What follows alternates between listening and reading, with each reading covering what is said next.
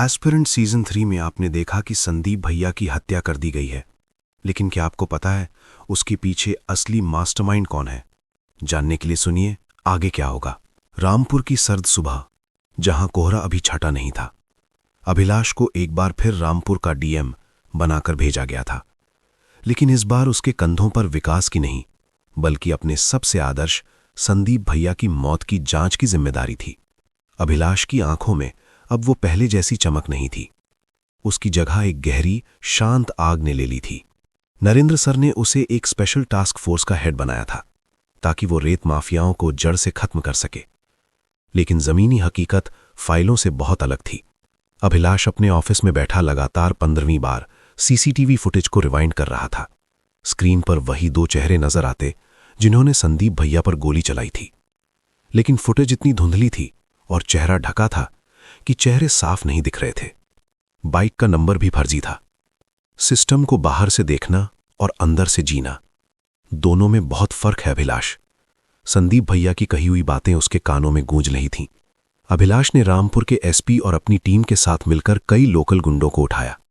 रात भर पूछताछ हुई, लेकिन कोई भी मुंह खोलने को तैयार नहीं था।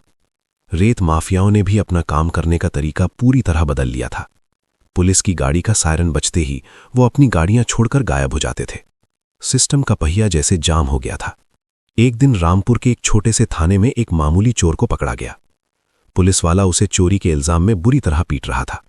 साहब, मुझे छोड़ दो, मैंने नहीं किया, कसम से मैंने नहीं किया। चोर जमीन पर गिड़गिड़ा रहा था। चोर घबराहट में, आंखों में खौफ लिए अचानक बड़बड़ाने लगा। अरे साहब, मैंने संदीप बाबू को नहीं मारा, वो सब तो सांसद के आदमियों ने किया था। मुझे मत फंसाओ उस मर्डर केस में। पुलिस वाला ठिठक गया। क्या बोला बे तू? सांसद का आदमी? जब पुलिस वाले ने डंडे का जोर थोड़ा और बढ़ाया तो चोर ने सच उगलना शुरू किया। उसे लगा था कि उसे संदीप भैया के मर्डर केस में उठाया गया है। पुलिस वाले ने तुरंत बिना कोई देरी किए डीएम अभिलाष को फोन घुमाया। खबर सुनते ही अभिलाष सब कुछ छोड़कर थाने पहुंच गया। देख, मैं डीएम रामपुर हूं। अगर तूने सच बोला तो ये चोरी का केस मैं अभी रफा दफा करवा दूंगा, लेकिन अगर झूठ बोला तो तेरी जिंदगी इस थाने की चार दीवारी के बाहर कभी नहीं जाएगी। संदीप भैया के बारे में तू क्या जानता है? चोर कांपते हुए बोला। साहब, मैंने कुछ नहीं किया। यहां जितना भी रेत का धंधा है सब सांसद के आदमी चलाते हैं। वो जो आपके संदीप बाबू थे ना, वो ईमानदार थे। उन्होंने पिछले 1 महीने से एक ट्रक रेत नहीं निकलने दी थी। सांसद के आदमियों का करोड़ों का नुकसान हो रहा था, इसलिए उन्होंने संदीप बाबू को रास्ते से हटा दिया। अभिलाष ने पूछा, शूटर कौन थे? चोर डरते हुए बोला, साहब, वो यहां के नहीं थे। सांसद के आदमियों ने बिहार से 2 शूटर बुलवाए थे। काम होते ही रातों रात उन्हें वापस बिहार भेज दिया गया। मैं तो बस उनके लिए चाय पानी लाता था। चोर ने डरते डरते रेत माफिया के उन आदमियों के नाम भी बता दिए जो सीधे तौर पर इस धंधे से जुड़े थे। अभिलाष की आंखों में अब एक साफ लक्ष्य था। उसने तुरंत अपनी स्पेशल टीम बनाई और रात के अंधेरे में उन सभी ठिकानों पर छापेमारी शुरू कर दी। एक ही रात में दर्जनों लोगों को अरेस्ट किया गया। पूछताछ के कमरे में अभिलाष खुद मौजूद था। जब उन सभी गुंडों पर 3rd डिग्री का इस्तेमाल हुआ तो सभी के मुंह से डर के मारे एक ही नाम निकल रहा था, राजू। साहब, हमें सिर्फ राजू भाई ऑर्डर देते हैं। रेत का सारा पैसा राजू भाई के पास जाता है। संदीप बाबू का कांटा राजू भाई ने ही निकाला है। अभिलाष को कोर्ट से इन सब को रिमांड पर लेने का ऑर्डर मिल गया था। केस मजबूत हो रहा था। उसे लगा कि अब वो संदीप भैया के असली कातिलों तक पहुंच ही जाएगा। तभी अभिलाष के फोन की स्क्रीन जमती। फोन पर फ्लैश हो रहा था, सांसद महोदय। अभिलाष ने गहरी सांस ली और फोन उठाया। सांसद ने बड़ी ही मीठी लेकिन जहरीली आवाज में उसे अपने फार्म हाउस पर मिलने के लिए बुलाया। जब अभिलाष वहां पहुंचा तो सांसद एक बड़ी सी कुर्सी पर बैठा सिगार पी रहा था। सांसद महोदय ने कहा, आइए डीएम साहब, बैठिए। बहुत फुर्ती से काम कर रहे हैं आप हमारे जिले में। मैं यहां काम करने ही आया हूं सर। आपके कुछ आदमियों को अरेस्ट किया है। उन्होंने राजू नाम के किसी आदमी का जिक्र किया है। मैं बस ये जानना चाहता हूं कि। सांसद बीच में काटते हुए बोला, शांत हो जाइए अभिलाष जी। जोश अच्छा है, लेकिन होश खो देना बेवकूफी है। जिन आदमियों को आपने उठाया है उन्हें कल सुबह तक इज्जत के साथ छोड़ दीजिए। अभिलाष बोला, यह मुमकिन नहीं है सर। उन्होंने एक सरकारी अफसर का कत्ल किया है। सांसद जोर से हंसा। वो अपनी कुर्सी से उठा और अभिलाष के करीब आकर उसकी आंखों में आंखें डालकर बोला, तुम मुझे सिखाओगे कि मुमकिन क्या है और नामुमकिन? सुनो मेरी बात। अगर कल सुबह तक वो सारे लोग बाहर नहीं आए तो मैं मीडिया के सामने वो टेप रख दूंगा जिसमें तुमने एजुकेशन टाउन प्रोजेक्ट के लिए मेरे साले के साथ मिलकर पॉलिटिकल एंगल सेट किया था। याद है ना वो रिकॉर्डिंग? अभिलाष के पैरों तले जमीन खिसक गई। सांसद घूरते हुए बोला, और हां, जिस राजू को तुम पागलों की तरह ढूंढ रहे हो ना, वो मेरा ही साला है, जिसे तुम लोग इज्जत से रंजन प्रताप कहते हो। अगर तुमने मेरे साले पर हाथ डालने की कोशिश भी की तो मैं संदीप के मर्डर केस में तुम्हें ही फंसा दूंगा। अभिलाष गुस्से में बोला, आप क्या बकवास कर रहे हैं? सांसद बोला, बकवास? मीडिया इसे ब्रेकिंग न्यूज कहेगी। मैं ये साबित कर दूंगा कि जब एजुकेशन टाउन प्रोजेक्ट तुम्हारे हाथ से फिसलने लगा तो तुमने अपनी ईगो में आकर संदीप को गोलियों से भुनवा दिया। मेरे शूटर वही गवाही देंगे जो मैं कहूंगा। सिस्टम मेरी जेब में है डीएम साहब, इसे अपने खिलाफ मत भड़काओ। अभिलाष हक्का बक्का रह गया। वो संदीप भैया का बदला लेना चाहता था, लेकिन आज उसे समझ आ रहा था कि सिस्टम असल में काम कैसे करता है। सच्चाई और न्याय के बीच सत्ता की कितनी गहरी खाई है। अगले कुछ दिन अभिलाष के लिए किसी नर्क से कम नहीं थे। मजबूरन उसे चार्जशीट को कमजोर बनाना पड़ा। सबूतों के अभाव में सांसद के सारे गुंडों को कुछ ही दिनों में जमानत यानी बेल मिल गई। सारे अपराधी जेल से बाहर आ गए और खुलेआम घूमने लगे। एक शाम अभिलाष अपने घर की बालकनी में उदास बैठा था। उसके हाथ में संदीप भैया की दी हुई डायरी थी। तभी दीपा वहां आई। एसपी दीपा, जो अब उसकी पत्नी बनने वाली थी और हमेशा उसका सहारा रही थी। दीपा बोली, क्या बात है अभिलाष? जब से तुमने उन गुंडों को छोड़ा है तुम अपने आप में नहीं हो, क्या हुआ है? अभिलाष की आंखों से आंसू छलक पड़े। उसने दीपा को सांसद की ब्लैकमेलिंग और राजू के बारे में सब कुछ बता दिया। अभिलाष दुखी मन से बोला, दीपा, मैं हार गया। मैं संदीप भैया को इंसाफ नहीं दिला पा रहा हूं। मुझे लगता था कि डीएम बनकर मैं सिस्टम बदल दूंगा, लेकिन यह सिस्टम मुझे ही निगल रहा है। दीपा ने उसके कंधे पर हाथ रखा। उसकी आवाज में एक टिपिकल पुलिस अफसर वाली सख्ती और एक जीवन साथी वाली नरमी दोनों थीं। दीपा बोली, अभिलाष, रोने से कुछ नहीं होगा। सिस्टम ऐसे ही काम करता है। जो सामने से वार करता है वो मारा जाता है। तुम सांसद और राजू को अभी छोड़ो। तुम उन मेन शूटर्स को खोजो जिन्होंने गोली चलाई थी। अगर वो पकड़े गए तो कड़ी खुद बखुद राजू तक पहुंच जाएगी। अभिलाष बोला, मैंने पता लगाया है दीपा, वो बिहार से हैं, लेकिन अगर मैंने किसी तरह पता करके अरेस्ट कर भी लिया तो सांसद कोर्ट में पैसा फेंककर उनकी भी बेल करा देगा। क्या फायदा इस कानूनी लड़ाई का? उसी शाम अभिलाष के घर के दरवाजे पर एक गाड़ी रुकी। अंदर से डीएम संभल पवन कुमार बाहर आया। पवन और अभिलाष के बीच की दुश्मनी अब पूरी तरह से खत्म हो चुकी थी और वो अच्छे दोस्त बन चुके थे। पवन घर के अंदर आया और अभिलाष के चेहरे की हवाइयां देखकर सब समझ गया। पवन बोला, क्या हुआ भीष्म पितामह? अर्जुन के आने से पहले ही हथियार डाल दिए? अभिलाष थकी हुई आवाज में बोला, पवन, मामला बहुत उलझ गया है। अभिलाष ने पवन को भी सांसद वाली पूरी कहानी बता दी। पवन ने ध्यान से सब सुना और फिर एक गहरी सांस ली।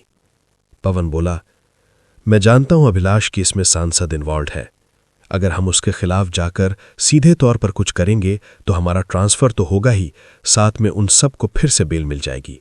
सिस्टम के अंदर रहकर हम इस वायरस को नहीं मार सकते। अभिलाष लंबी सांस लेते हुए बोला, तो फिर हम क्या करें?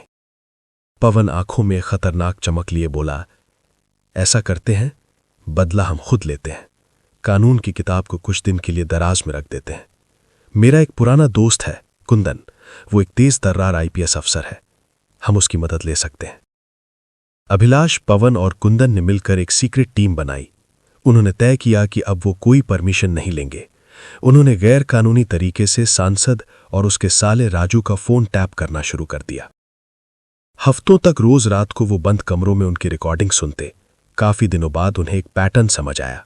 फोन टैपिंग से पता चला कि राजू और उसके गुंडे अब बिना किसी टेंशन के रेत माफिया का काम कर रहे हैं। लेकिन एक नया किरदार सामने आया, अंकित। अंकित नाम का एक आदमी राजू को बार बार फोन करके पैसों की डिमांड कर रहा था। वो कॉल हैदराबाद से आ रही थी।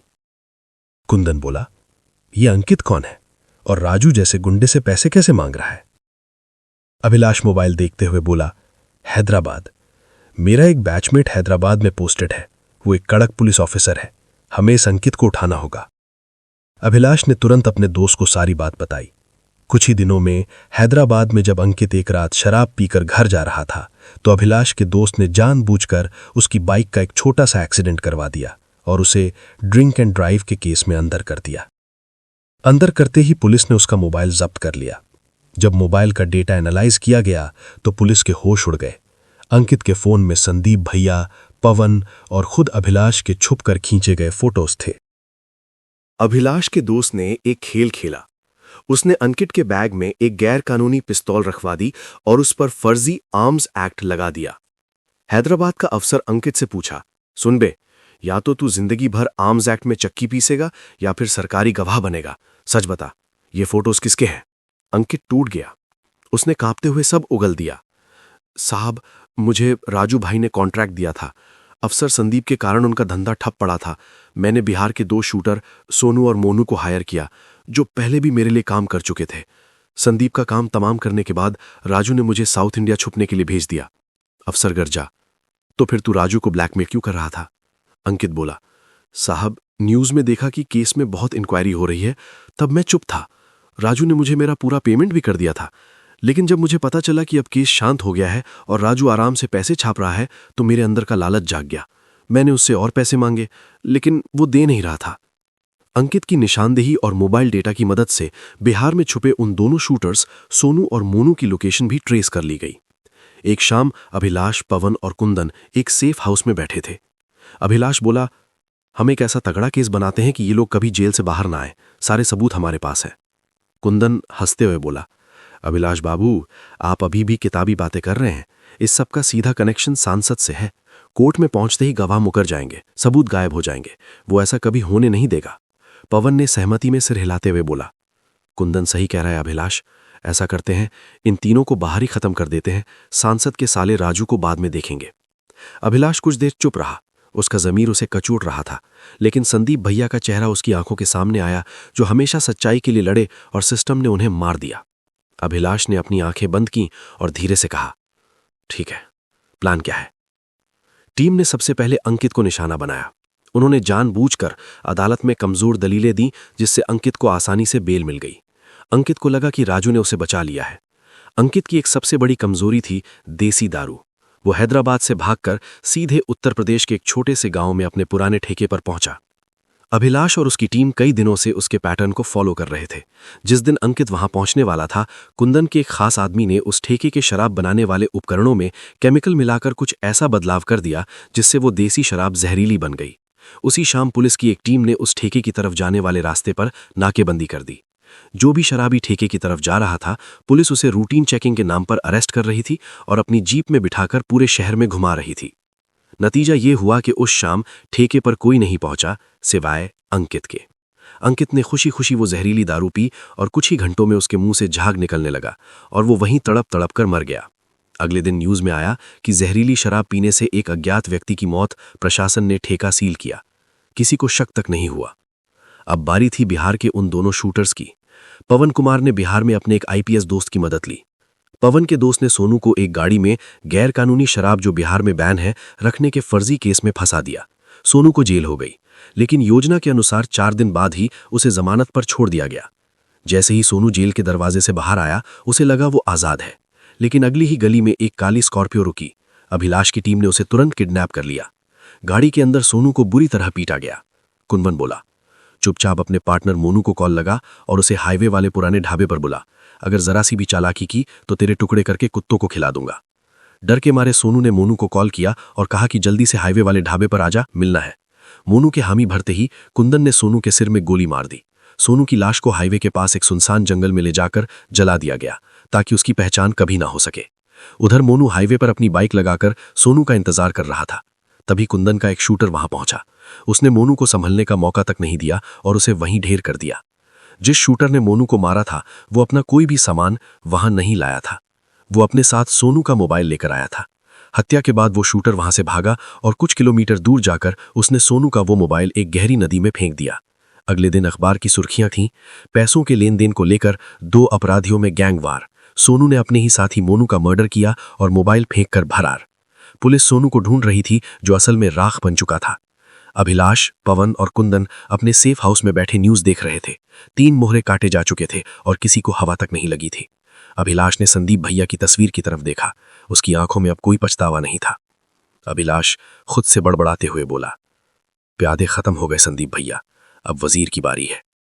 अभिलाष की टीम का अगला और आखिरी टारगेट अब वो इंसान था जिसे छूना सीधा मौत को दावत देना था। सांसद का साला राजू, यानी रंजन प्रताप। राजू की कहानी अगले भाग में। वीडियो पर 100 लाइक होते ही दूसरा भाग डाल दिया जाएगा।